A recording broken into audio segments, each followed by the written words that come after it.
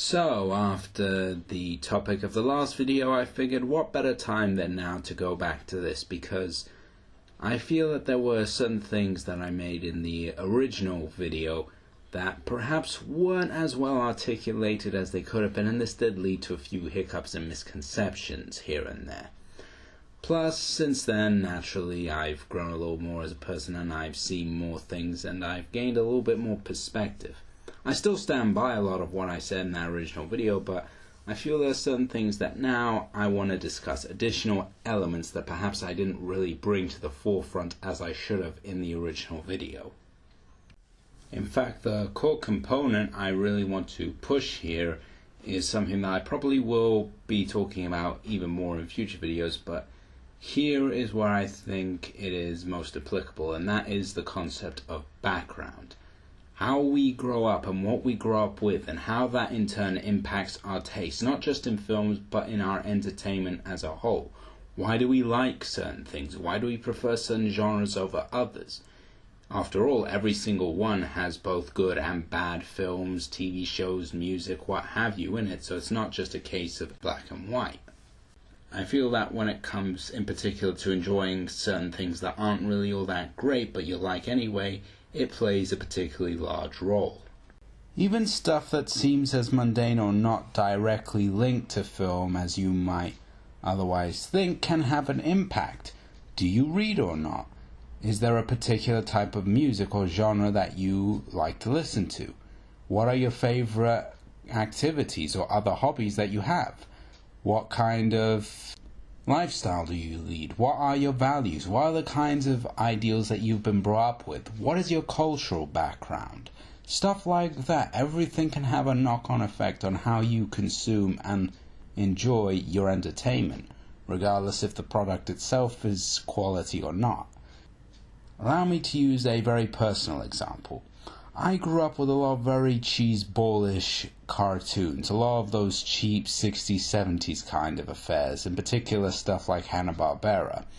So naturally a film like the Wachowskis' version of Speed Racer, that's going to click with me a lot more than a person who really doesn't have that background, because I'm familiar with that kind of writing, the kind of characters, the kind of humor that is used there. I'm familiar with it, so I can say, yeah, it's not great, but it has these elements that remind me of that, and that's why I can get into it and enjoy it a lot more than somebody who doesn't have that background and would see the problems a lot more glaringly than I can, even though I'm aware of them, but I'm still enjoying the movie regardless because of my background. Or another example, I've grown up with a lot of old school adventure movies, a lot of period adventure movies. I love all that stuff. Lost Treasure, the old cars, steam trains, that sort of stuff, those kind of elements in those stories. And I love that stuff, ancient powers being resurrected. So naturally, a film like Disney's Shipwrecked from 1990, that's going to go with me a lot more than someone who doesn't have that background. And what's more, the film isn't perfect. It does have a few slow points, and there are a couple of odd shots here and there. But because I'm really into that kind of material, I'm not going to let that weigh in too much as I'm watching, and I can just say, well, if this gives me what I want, if this gives me what I like from this particular genre or style of film or storytelling, I'm going to come out a happy customer in the end, and I got exactly what I wanted from it. That kind of old-fashioned period adventure with lots of old-school stunts and buried treasure and pirates and whatnot. And it was a fun ride. It wasn't a perfect movie, but I knew what I was getting into, and it gave me what I wanted because I knew the conventions and the tropes in there. And on that similar kind of note, I also read quite a bit. I'm a very studious kind of person, so I'm able to really concentrate and be more attentive to a movie than I know some other people are, which is why I was able to understand films like Tinker Tailor Soldier Spy and Inception and Cloud Atlas and Watchmen from beginning to end without any difficulty, whereas of course a lot of people have said, well, I find the movie confusing, or I didn't understand everything the first time round. Me, I was able to pick up on that kind of stuff. Not saying that if you're an idiot if you couldn't, I'm just saying that in my case, because I have that background, because I'm very much a concentrative kind of person, I was able to pick up all that stuff the first time around, and I was able to thoroughly immerse myself in the experience and the story, and I didn't find it confusing or convoluted in the slightest. And many times we don't even realize that as we're watching a film, we're just watching the film, and because we already have those kind of genre ideas and expectations in our minds, when we see something, we just go with it a lot more than someone else might if they didn't already have that or didn't have that kind of background. If you're into fantasy, you're going to be more forgiving of certain things because you're like, I know what these kinds of things usually involve, and I'm prepared to deal with that if it can give me what I want. And in particular, things like comedies really come down to what makes you laugh, which again has a knock-on effect from what you grew up with. What kind of comedy did you grow up with? What kind of things did you laugh at when you were a kid? And how has that since affected you when it comes to your humor? Do you like very verbal, witty kind of humor? Do you like slapstick? Do you like toilet humor? Do you like sort of really high concept humor, or really straightforward, in-your-face kind of humor? There's no guarantee that just because somebody says, well, this comedy sucks, therefore it's not going to make you laugh, because if you happen to like the kind of humor that that film offers, you're probably going to find something in there more than somebody who really isn't into that style of humor. It truly is one of those very subjective things, and everything else will have a knock-on effect on it. And in fact, that makes a good segue into the other portion, which is the part that I wanted to readdress from last time, which is the whole it is good versus what you think is good or what you like. Because those two, as I mentioned in the original video, and as I've talked about on and off in a couple other places here and there, as you guys well know, those two don't always connect. Sometimes you can like something even though it doesn't conform to what is strictly speaking good or quality storytelling or filmmaking. After all, we have many films that are famous for being, well, for lack of a better term, complete crap. I mean, Troll 2 has a gigantic fan base, and it's considered one of the worst films ever made. But you have all these people who love the movie, but they're not saying that it's a good movie for one single second. They're like, we know it's bad, but you know what? We find it hysterical. We really get into this world, these characters, because we just love this stuff. Ed Wood movies have giant fan bases, and those are infamous for really poor filmmaking, for continuity errors, for bad makeup, bad effects, all that stuff. But people still love them anyway. Do you see what I'm getting at here? You can like something even if it's not necessarily good, and just because you didn't like something, it doesn't mean that it's necessarily bad, it just means it wasn't made for you. If you're somebody who's not really into something like, say, ballet, Black Swan probably isn't going to hit you as much as somebody who really is into that or has that general sort of understanding of dance and whatnot. Not saying that it can't, but generally speaking, you're probably going to get more out of the experience if you're familiar with that kind of stuff. Or even something like Godfather. If you're not really into long films or you're not into crime films, even though you may end up enjoying The Godfather, you're not quite going to be coming out of it the same way as other people might.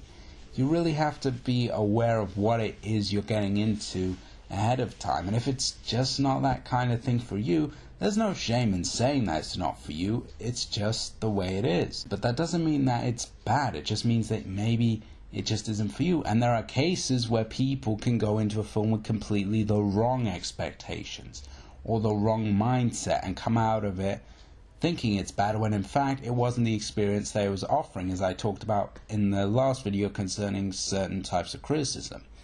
You know, if you're going to go into Apocalypse Now expecting a dumb comedy like Dumb and Dumber or Kingpin, you're missing the point by 10,000 miles. If you're going to go into a movie like Goodfellas expecting a family-friendly ride with a sweet message at the end, that's a horrible movie. But when looked at in the correct context as a gangster film, as a crime film, it's a great film. You know, it's that kind of element and these kinds of ideas that play into what is bad and what is good. And those two don't always go together necessarily. Sometimes you can find something bad even if someone else thinks it's good. But what is bad and what is good? Those are the key questions here. Background, what you like and what you don't like. What you know? What is your understanding of certain things? All these little things can play into how you react to a film.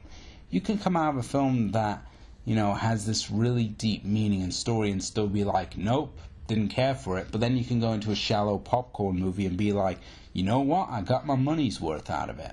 At the end of the day, who you are and what you like is going to impact on whether or not you enjoy something, regardless of its own merit. Even if the dialogue is clunky, even if the pacing may be a little wonky, even if the plot may be riddled with holes and structural problems, even if the acting isn't all that great, even if the directing is a little sloppy, even if certain camera shots don't look right.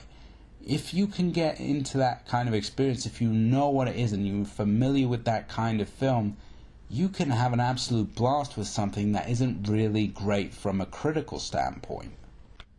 The important thing is to be able to use your brain and just be able to separate things, but you shouldn't let that impede your enjoyment. But be aware that even though you may enjoy it, that may be because it's within your area, more so than it being a good or a bad movie. Someone like me who likes adventure movies or musicals, I'm going to be more forgiving of certain things than other people will. If you're into sci-fi, you're going to be more forgiving of certain details, or westerns, or comedies, or rom-coms, or weird surreal movies, or art house movies. Whatever your background is, whatever your tastes are, those are going to impact how you react to a movie. And you need to be willing to remember that just because you like it doesn't mean that it's good, and just because you didn't like it doesn't mean it's out and out bad. It just might be a case of, well, it's not for your taste, or it might not be within your area. Now, naturally, before I close off the video, I should really address the last little doohickey before somebody in the comments points out, which is, what about the people who think something is bad is out and out good? Like, not in that way to separate what is good from what you like, but just straightforwardly. Well, what can I say to that? At the end of the day, if they're not harming you, if they're not bothering you, just let them do what they want. I mean, at the end of the day, you're probably never going to meet those kind of people in real life, or at least it's not going to be something that you're going to be actively discussing. So at the end of the day, I say, hey, let them do what they want. At the end of the day, it's their money. They can spend it however they want. Granted, you wouldn't be wrong for questioning it, but that's just a normal human reaction. You're going to feel that no matter what, and really, does it matter at the end of the day whether or not they liked it or not? Sure, you can have your issues with it, and again, you're not wrong for wondering, but hey, everyone is different. At the end of the day, some people will just settle for certain things. It would be easy for me to use a saying like, well, there's a sucker born every minute, and to be fair, it is kind of mean, but it's not entirely inaccurate, and I don't think I'm being mean when I say that. I'm sure you people have had that experience before where you've just seen something and you cannot understand for the life of you why someone would like it no matter what. But that's just the way humanity is. It's full of surprises, and it will do certain things that you just don't expect it to. Naturally, inevitably, the question comes along of, well, even if you liked it, would you want more things like it? And I think in a lot of cases, that will really come down to you. I mean, I may enjoy certain types of movies, but would I want more like them? Well, no, because then what would be the point? And inevitably, you have to wonder, well, what do I draw the line at between, well, I like it versus this is actual quality filmmaking? And hey, in a world plagued with real problems like hunger, poverty, global warming, social inequality, sexual and gender politics, seeing Adam Sandler drop his pants for the millionth time isn't exactly the worst crime in human history, now is it?